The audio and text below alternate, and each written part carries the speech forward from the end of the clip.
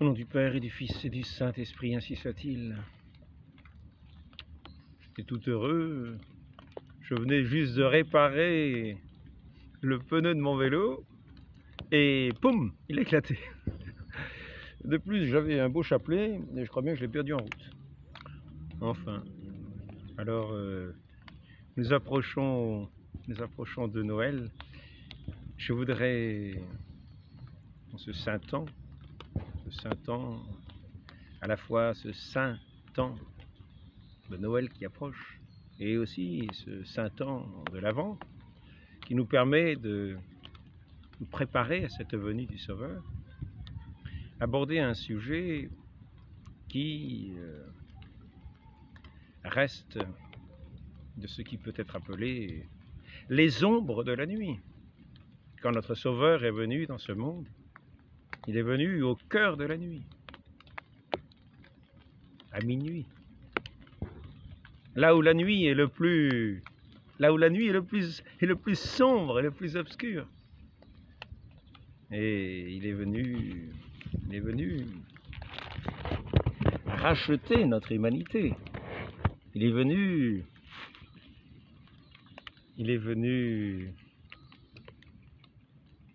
apporter la lumière.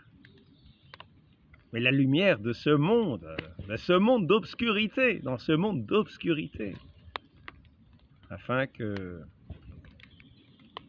ceux qui pourront le recevoir comme ces bergers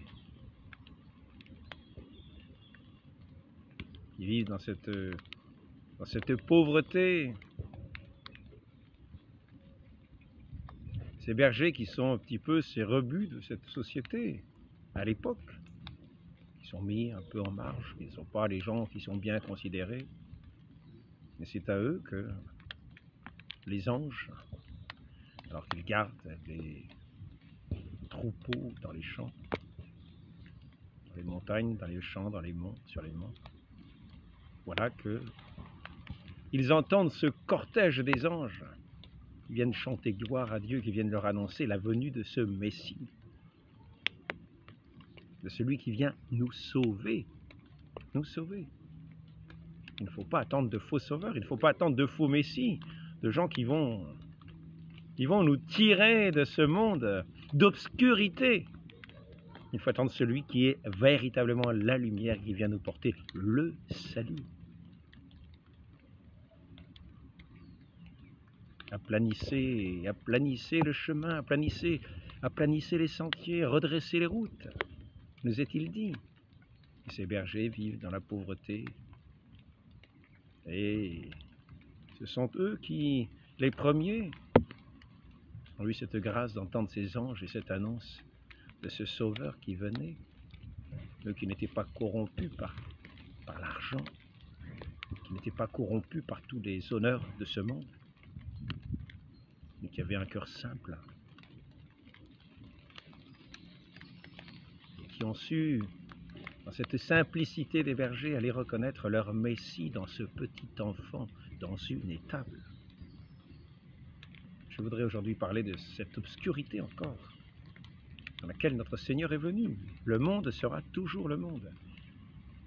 Et je voudrais parler de cette obscurité d'une manière très concrète et terrible, telle qu'elle est, terrible, implacable, implacable. Et là, nous ne sommes plus avec les bergers, nous quittons les bergers qui sont peut-être sous le clair de lune, peut-être sous les étoiles.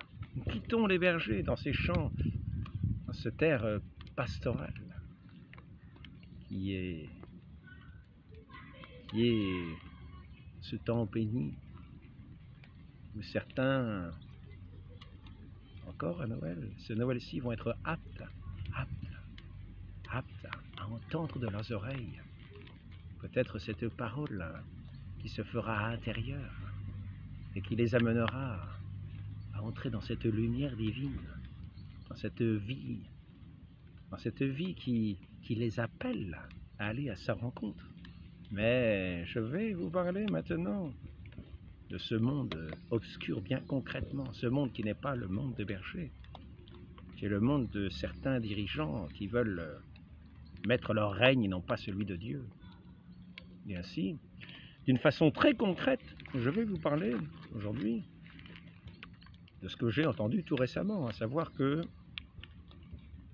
il y a eu une décision du Parlement européen qui s'érige en autorité au-dessus des peuples européens, au-dessus des nations européennes, et qui dicte ses lois, qui dicte ses mesures, et qui ne sont pas des mesures pour aller à la rencontre du Seigneur, qui est un chemin de vérité, mais qui sont ces mesures, ces dictats toujours plus du mensonge. Et ainsi, je voudrais dire ce que j'ai entendu tout récemment, à savoir que pour aller dans le sens de leurs affaires, dans le sens de leur politique, c'est-à-dire dans le sens de certains intérêts que l'on ne connaît pas.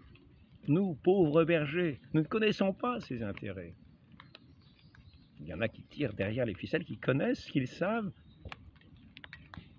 en partie ce qu'ils font, car ils ne connaissent pas la perte éternelle vers laquelle ils s'entraînent en tirant les ficelles de ce qu'ils croient diriger comme étant le monde. Eux-mêmes sont tirés par d'autres ficelles qu'ils ne soupçonnent sans doute pas. Et donc j'ai entendu ce Parlement européen qui venait de voter un décret, comme quoi, en 1931-32, en Ukraine, avait eu lieu un génocide qui s'appelle de ce mot assez récent, l'Holodomor. Holodomor.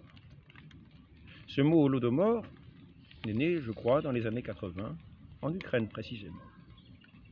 Et par certains historiens ukrainiens, précisément, pour parler de la famine qui a eu lieu en Ukraine. Ils ont réduit cette famine de 1931-32 à l'Ukraine.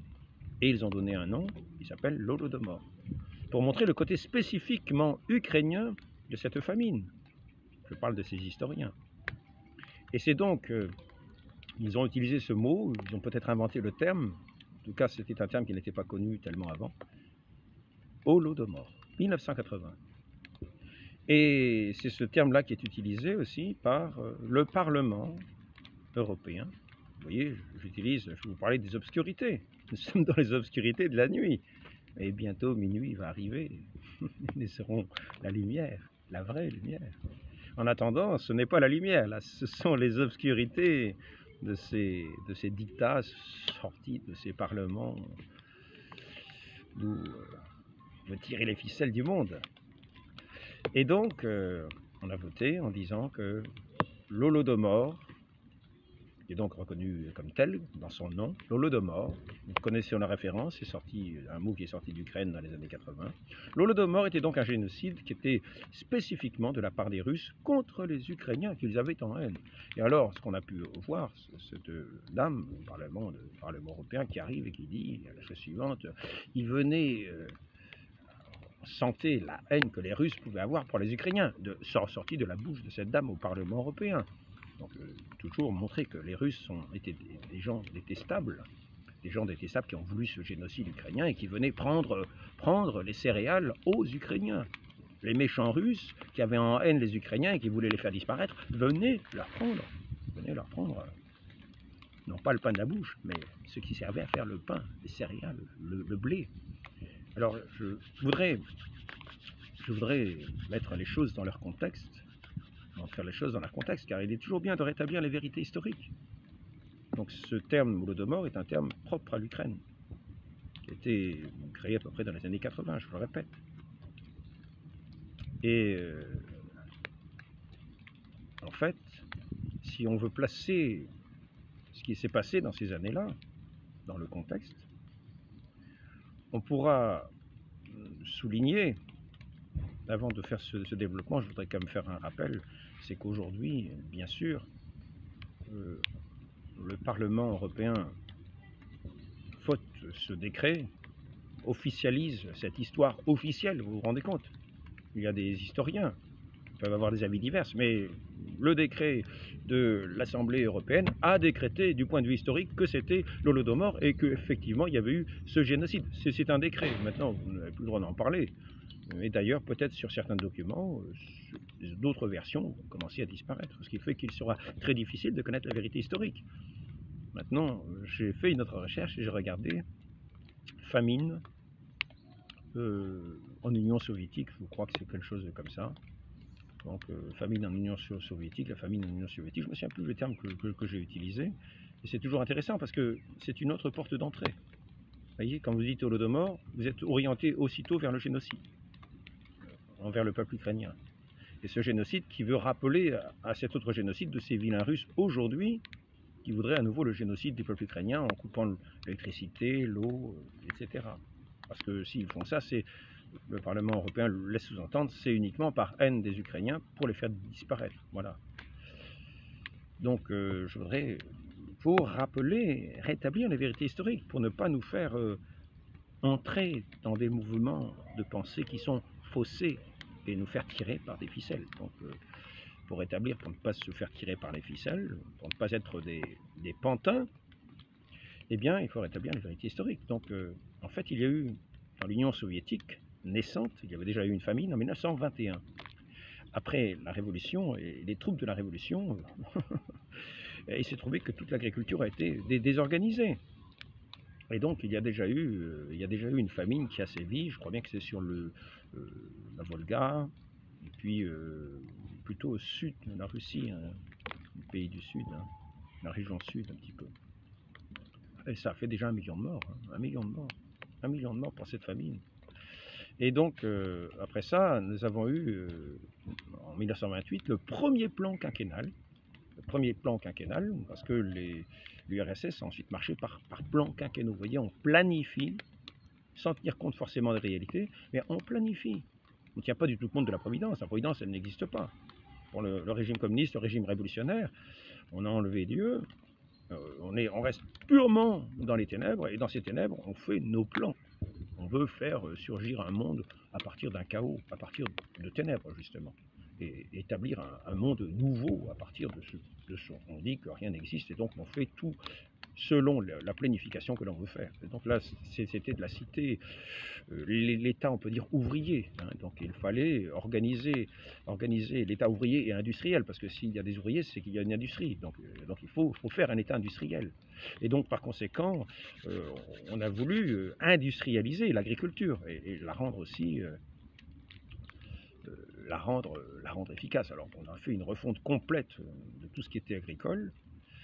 Il faut savoir que on appelait l'Ukraine le grenier à blé. Le grenier à blé presque de l'Europe. Hein. Je crois bien que c'est quand même la Russie, le grenier à blé de la Russie. C'était une région, on l'appelait l'empire de toutes les Russies. Hein. La Russie, le tsar était le tsar de l'empire de toutes les Russies, le tsar de toutes les Russies. Donc il y avait l'Ukraine, il y avait la Biélorussie, il y avait la Russie, il y avait des tas d'États en fait, hein, des tas de petits États qui étaient tous regroupés sous cet empire de Russie. Et là-dedans, l'Ukraine était un pays principalement céréalier, c'était un grenier à blé, Donc quand il y a une crise, une famine, évidemment, imaginez que c'est d'abord les pays céréaliers qui en souffrent. C'est d'abord ces pays qui vivent de ces céréales qui vont souffrir de ce qui va se passer. Donc les premières victimes de tout ça, ça va être toutes les terres agricoles, Alors je reviens au processus. On a voulu planifier, à partir de 1928, on fait des plans quinquennaux, c'est-à-dire tous les 5 ans. On fait le monde nouveau, le monde industriel, de l'État, de la République des ouvriers, et donc la paysannerie là-dedans est traitée comme un rien. C'est-à-dire, on dit à la fois, que ce sont des arriérés, ils travaillent, ils n'ont même pas de... C'est une agriculture qui n'a rien de mécanique. Donc, à la fois, ce sont des arriérés, ils travaillent avec des petits outils comme ça. En plus, ce sont des superstitieux, parce qu'ils croient en Dieu. Imaginez, dans un monde sans Dieu, le communisme, où c'est le matérialisme athée. Ces paysans sont sont donc, comme sous la Révolution française, des superstitieux, c'est la superstition. En plus, ils empêchent la révolution de se mettre en œuvre, parce que, comment dire, on va voir, on va voir que ces paysans qui vont être expropriés refuseront d'être expropriés. Les paysans, on dira, les koulaks en particulier, qui étaient les paysans peut-être les plus riches, sont ceux qui vont montrer une certaine opposition à être expropriés de leur terre pour faire une nouvelle agriculture industrielle, etc. On ne tient plus compte des personnes, c'est le plan. À partir de la nuit, rien n'existe. Rien n'existe. On refait ce monde nouveau, cet homme nouveau, cet homme révolutionnaire de ce monde révolutionnaire, sans Dieu, sans rien. La providence là-dedans, elle n'est rien du tout. Et donc, on planifie, tac. Et on croit que ça va marcher de cette façon-là. Mais il se trouve que après cette planification, l'agriculture a été complètement imaginée. On a éliminé, on a enlevé de leur terre ceux qui savaient travailler la terre. Imaginez le résultat. Donc vous vous trouvez, 1928, vous faites votre plan de 5 ans, vous arrivez en 1931, première famine. Et ces famines-là, contrairement à ce que décrète le Parlement européen, n'a pas touché que l'Ukraine. Et ce n'était pas dans la volonté de faire un génocide, non. C'est simplement parce qu'on a planifié une nouvelle agriculture, on a exproprié les paysans, et en premier les plus riches, parce que c'est la mauvaise classe. Et par conséquent, on se trouve avec des gens qui savaient travailler la terre, on les a enlevés. C'est la même chose qui va se passer en Espagne. Dans la guerre d'Espagne, on va voir, les républicains vont arriver, vont exproprier, même tuer les paysans et les exproprier. Et après ça, pendant tout le temps de la guerre, ils vont se serrer la ceinture. Ce qui fait qu'on verra ces choses extraordinaires. Les armées de Franco qui enverront par avion des provisions aux républicains qui crèvent de faim. Parce que de la même façon qu'ils ont tué les officiers de la marine et qu'ils n'ont pas pu servir de la flotte espagnole qu'ils avaient en main, ils ne pouvaient plus rien en faire parce qu'ils ne savaient pas manœuvrer des bateaux. Ils avaient tué les officiers. De la même façon, ils ont exproprié les paysans. C'est la même chose qui s'est passé en Espagne. Ils ont exproprié les paysans qui se sont mis à... Donc, on a mis des gens incapables de s'occuper de ces terres, et la République espagnole, qui était en possession de tous ces domaines-là, partout où elle était, ils crevaient de faim. Donc on voyait les troupes de Franco qui envoyaient de la nourriture par avion aux républicains, et à l'inverse, on voyait ces républicains qui avaient les industries et les villes, principalement, envoyer des vêtements par avion aux autres, je ne sais pas comment on les appelait, c'était peut-être les nationalistes, enfin le Franco, quoi, hein, qui s'était opposé à cette révolution. Mais là, il y a eu en Russie personne pour s'opposer à la révolution. Il y a eu bien les pays occidentaux pendant un moment, et finalement la révolution s'est imposée avec cette désorganisation complète de l'agriculture, 1921 déjà, première famine, et puis après le plan, on fait les kolkhozes, donc c'est une désorganisation complète encore de l'agriculture. Et ça va entraîner cette famine qui ne va pas toucher que l'Ukraine, qui va toucher aussi bien, comment dire, les pays en particulier, je crois que c'est Kazakh, hein, les Kazakhs, il va y avoir 4 millions d'habitants, 1,5 million vont en mourir. Les Russes, dans les terres noires au centre de la Russie, 1 million de Russes, 1 million de Russes, des terres noires, comme ça. Donc à peu près 5-6 millions en Ukraine. Mais c'est une famine qui s'étend. En Sibérie, cette famine atteint aussi l'ouest de la Sibérie, le sud-ouest. Hein. Donc partout où il y avait les régions agricoles, les gens ont été atteints. Donc le Parlement a décrété qu'il y avait l'Holodomor, c'est-à-dire la volonté d'exterminer les Ukrainiens, parce qu'aujourd'hui ils soutiennent l'Ukraine contre la Russie, qu'ils veulent avoir ce récit que les Russes sont des mauvaises personnes, et que finalement les Ukrainiens, il faut les soutenir dans leur combat, qui n'est que justice par rapport à ce génocide auquel ils auraient eu droit de par les Russes. N'oublions pas que Staline n'était pas russe, et que c'est sous le pouvoir de Staline qu'a eu lieu cette famine-là. Et alors donc, après ça, il faut bien s'imaginer la chose suivante. Les mauvaises personnes dans cette société en URSS, les mauvaises personnes étaient donc les paysans, et puis on appelait aussi, et donc, quand on a voulu redistribuer parce que normalement, on se servait dans ce plan, il était question de se servir de l'agriculture et des céréales et du blé en particulier pour le revendre à l'étranger et développer l'industrie, parce que c'est ce qui compte dans ce nouveau monde, c'est l'industrie, c'est le monde des ouvriers. Donc il faut développer l'industrie. Voilà. Donc quand il y a eu la famine qui est arrivée, on a moins exporté. On a cessé d'exporter en partie, en gardant toujours un minimum à l'exportation, en particulier en 1932. Je crois bien qu'il devait y avoir, je préfère éviter de donner des chiffres, hein, mais les chiffres sont passés de 4 à 1 à l'exportation, en gros, quoi.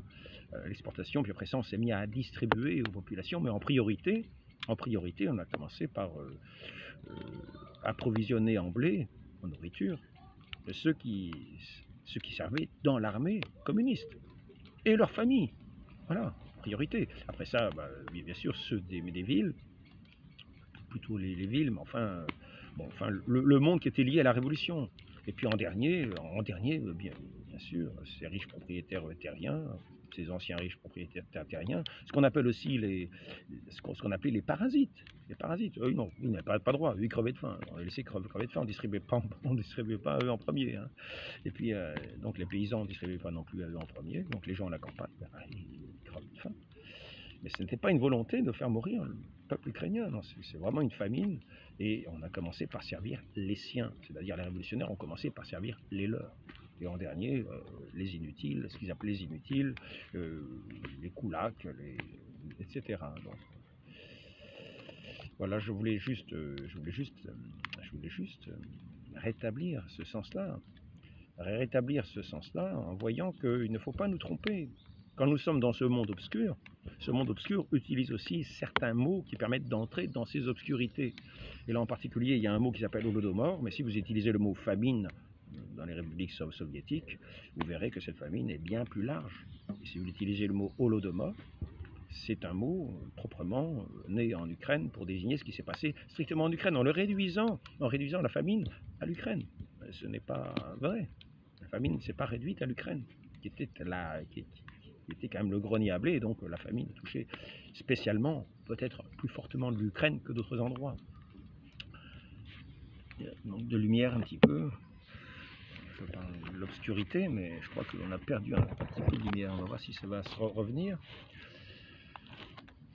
Donc, ce que je veux dire en parlant de ça, c'est qu'il nous faut faire très attention, très attention. Si nous ne voulons pas être des artisans de la nuit et dire des mensonges, il faut aller vérifier autant que nous le pouvons, parce que vous savez, nous sommes dans des pays où maintenant nous décrétons l'histoire. L'histoire n'est plus étudiée, elle est décrétée. Vous avez eu une élection au Parlement européen, et cette élection a décrété qu'il y avait eu un génocide contre principalement les Ukrainiens. Il faut se souvenir que justement Staline, au début des années 20 jusqu'en 1932, a voulu justement dérussifier l'Ukraine, c'est-à-dire qu'on a interdit aux Ukrainiens de parler le russe. Donc les populations russes qui parlaient le russe en Ukraine ont eu interdiction de parler. On est obligé de libéraliser la loi parce que ça se passait très mal. Et en 1932, ça a fini en 1932. Mais la République soviétique ukrainienne est née avec le communisme, après l'empire des tsars. Et c'est là qu'ils ont créé cette république de façon à déjà un petit peu décomposer cet empire russe. Donc on ne peut pas soupçonner des gens qui ont autant favorisé l'Ukraine indépendante, d'une certaine manière, la République ukrainienne, avec le langage, un langage différencié du langage russe, en favorisant le langage ukrainien qui n'était pas tellement parlé, en interdisant le langage russe, de pouvoir un génocide ukrainien. Et c'est Staline qui a dirigé cette politique. De plus, en Ukraine, une bonne partie des régions d'Ukraine sont tout simplement peuplées de Russes, comme nous le voyons aujourd'hui, en particulier Donbass, la région de Kharkov, même la région de Kiev. Ce sont plutôt des régions russophones. Et ce sont des régions peuplées de Russes. Et les échanges, les familles sont très liées entre l'Ukraine et la Russie. Ce sont quelquefois les mêmes familles qui habitent en Ukraine ou en Russie. Donc on ne peut pas dire qu'il y a eu c'est une erreur, mais c'est un décret. un décret de dire qu'il y a eu ce génocide des vilains Russes contre... Et cela pour servir une politique. Donc nous voyons que nous avons une histoire officielle qui est un petit peu du même type que l'histoire de la Révolution française et qui tient à orienter les esprits dans une direction précise, de façon à mener des politiques précises contre ce qu'on appelle l'obscurantisme, qui est toujours le même obscurantisme, c'est-à-dire la superstition des croyants, l'archaïsme devant le modernisme qui est le summum de tout, alors que les autres sont tout à fait méprisables. On voyait tout à fait la même chose à la Révolution française. Tout ce qui était de la République était vraiment lumineux, était le sommet de la modernité, le sommet du progrès, alors que ces rustres de Breton sont décrits dans ce livre d'Honoré Balzac, Les Chouans, comme des bêtes, et ils sont traités comme des bêtes. Et à titre de bêtes, on peut les abattre comme des bêtes. Et ça a été le sens de la Révolution, et ça a été encore le sens de cette révolution qui a attisé cette haine vis-à-vis d'une partie de la population, qui était ce monde paysan, ce monde de rustres, ce monde arriéré, ce monde superstitieux ou fanatique. Et ça a été les premières victimes de la famine. Non pas qu'ils ont été tués volontairement, mais ce n'est pas d'eux qu'on s'occupait en premier quand on a voulu réparer cette immense bêtise de ce plan qui a provoqué cette famine. Et on refusait même les aides extérieures parce que ça aurait remis en cause le régime soviétique. Ce monde soviétique, ce monde communiste, il aurait été remis en cause parce qu'il ne fallait pas remettre en cause ce régime communiste qui devait paraître une vitrine extraordinaire aux yeux du monde. Voilà un petit mot de rectification pour aider à sortir de cette nuit, de façon à remettre nos esprits dans la vérité des faits concrets, dans la vérité de la création telle qu'elle est, et non pas de ce plan qui veut annihiler la création pour faire des hommes qui ne tiennent plus compte de ce qu'ils sont, qui ne tiennent plus compte de savoir s'ils sont des hommes ou des femmes, qui décident, qui décrètent, qui décrètent, et comme ils ont décrété c'est le sacré, c'est l'absolu, qu'il faut suivre sous peine d'être des personnes arriérées, superstitieuses, fanatiques, et donc il faut éventuellement abattre pour pouvoir faire avancer le monde vers ce progrès magnifique de cette nuit qui s'avance toujours plus et qui refusera d'écouter son Messie qui naît et qui nous donne sa leçon dès sa petite enfance, sa leçon d'humilité, sa leçon de douceur, sa leçon de cet amour de ce Dieu qui se fait homme parmi les pauvres et qui ne va pas rechercher à planifier, non, il n'a pas recherché à planifier. Notre Dieu a fait cette création, non pas comme un plan pour écraser l'humanité, non, mais pour glorifier ce Dieu de gloire, ce Dieu d'amour, ce Dieu de beauté, afin que cette création que nous sommes, puisse se réjouir, participer à cette gloire, participer à cet amour, et rendre toute gloire à Dieu, non pas dans un plan qui étoufferait toutes les volontés, non, mais dans une adhésion des cœurs, et notre Seigneur n'est pas venu nous écraser, il est venu de cette crèche mourir sur une croix, et par cet amour nous appeler à l'amour, dans la vérité, et non pas en décrétant, en planifiant, en décrétant, et en faisant en sorte que ceux qui ne répondent pas à ces décrets et à ces plans soient écrasés comme par un rouleau compresseur. Voilà la différence entre ces sociétés révolutionnaires et ce monde créé par Dieu. Il a fait l'homme à son image, dans cette dignité des enfants de Dieu, et il nous invite à regarder ce petit enfant qui va naître dans une crèche, pour être déjà notre modèle, car notre Seigneur nous dit bien, si vous voulez entrer dans le royaume des cieux, il faut vous faire comme des enfants, et non pas comme des grands manipulateurs. non pas comme des grands donneurs de décrets. Il y a effectivement, l'Église a aussi effectivement fait des décrets. Nous décrétons, nous ordonnons, etc., etc. Tout cela, ces décrets-là, sont faits pour éviter nos égarements. C'est-à-dire que l'Église reçoit effectivement cette autorité d'enseigner. Elle reçoit cette autorité de Dieu, de qui elle a reçu cet enseignement. Les apôtres ont reçu cet enseignement de Dieu lui-même, de ce petit enfant qui, lorsqu'il a grandi, est devenu ce maître de bonté, ce maître qui s'est mis au service du prochain jusqu'à laver les pieds de ses disciples, et à dire qui il était. Et c'est ainsi que l'Église, quand elle décrète, elle dit qui il est, elle rappelle qui il est, elle dit que c'est là la foi droite. Il ne s'agit pas de nier une réalité, il ne s'agit pas, non, c'est simplement cet enseignement de Dieu que l'on ne connaît que par la bouche de Dieu, que cette Église nous transmet. Ainsi elle nous donne pas pouvoir sur la réalité de la transformer quand elle décrète.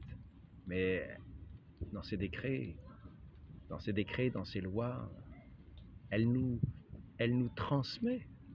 Elle nous transmet ce que notre Dieu veut nous transmettre, c'est-à-dire cette lumière sur lui-même, que lui-même nous a donnée par cette Église, qui a autorité pour parler en son nom, parce que notre Seigneur Jésus-Christ, lorsqu'il a quitté cette enfance, qu'il a toujours gardée comme étant l'âme de sa vie, puisqu'il nous dit que l'enfance est notre modèle spirituel, eh bien, lorsqu'il a ouvert la bouche pour parler, pour enseigner, a voulu rétablir toute chose telle qu'elle était, à la fois dans les lois saintes qui avaient été données à ce peuple hébreu, pour l'écarter de ces pratiques de courir après l'argent, de courir après les grandeurs, de courir après des empires, Non. Il voulait nous rétablir dans ce royaume de Dieu, dans ce royaume de lumière, dans ce royaume de la vie véritable qu'il est lui-même et qui s'est donné à nous, pauvrement. Ainsi, il nous faut faire très attention quand nous voyons ces parlements qui décrètent une histoire officielle auquel nous devons tenir, qui décrètent qui sont les ennemis, les mauvais, et qui s'attribuent eux-mêmes le titre de bons, qui finissent par faire taire toutes les voix contraires. Notre Seigneur,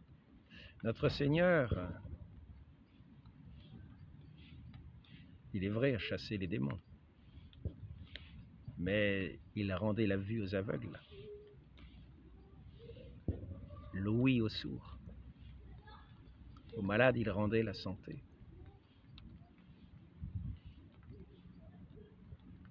Il rétablissait toutes choses à la ressemblance de Dieu.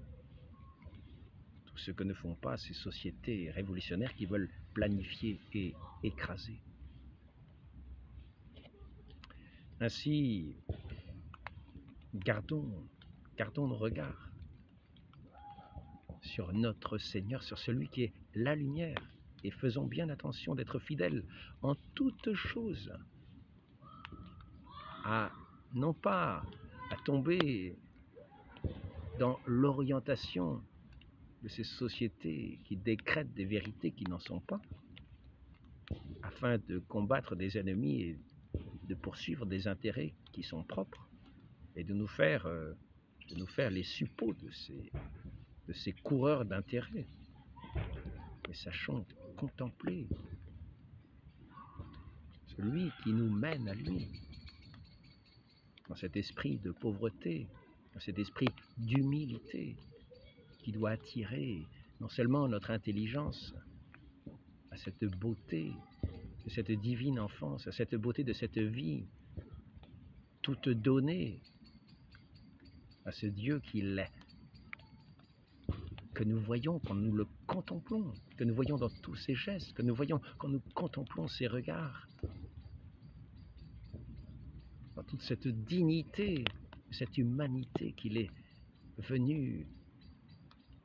venu magnifier en sa personne. Quand nous le contemplons, nous retrouvons le visage de Dieu en lui, l'homme rétabli à sa ressemblance.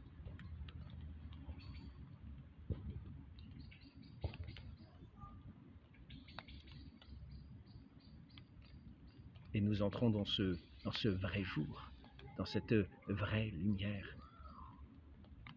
qui s'est mise à briller une nuit de Noël annoncée par ses anges au creux de la nuit. Ainsi, nous devons garder espoir, nous devons garder confiance dans cette nuit où nous sommes, dans cette nuit du monde. Demandons cette grâce de grandir toujours plus dans cette espérance, dans cette lumière de la foi et dans cette charité qui, loin d'écraser, loin de haïr, loin de propager la haine, répand l'amour même des ennemis, ainsi que nous l'enseigne celui qui naît dans cette nuit, dans cette pauvre étable, où ces bergers, qui étaient tenus pour des riens, sont venus contempler le roi du monde et former sa cour. Et ils ont vu devant lui ce trésor ineffable du monde. Et ils en ont été heureux au point de le chanter sur toutes les collines alentour. Ayons cette joie, demandons cette grâce à la très sainte Vierge Marie d'être comme ces bergers, non pas à l'écoute de ces voix du monde, de ces voix d'écrasement, de ces voix de la nuit, mais à l'écoute de celui qui est véritablement la lumière du monde. Demandons cette grâce à la très sainte Vierge Marie. Et que cette joie de Noël ne quitte jamais nos vies, même dans nos passions à venir. Que nous sachions toujours être dans ce cœur des anges pour honorer notre Dieu qui ne nous abandonne jamais et qui est venu nous chercher et qui est venu pour être notre chemin et notre vie. Ainsi soit-il. Au nom du Père et du Fils et du Saint-Esprit, ainsi soit-il.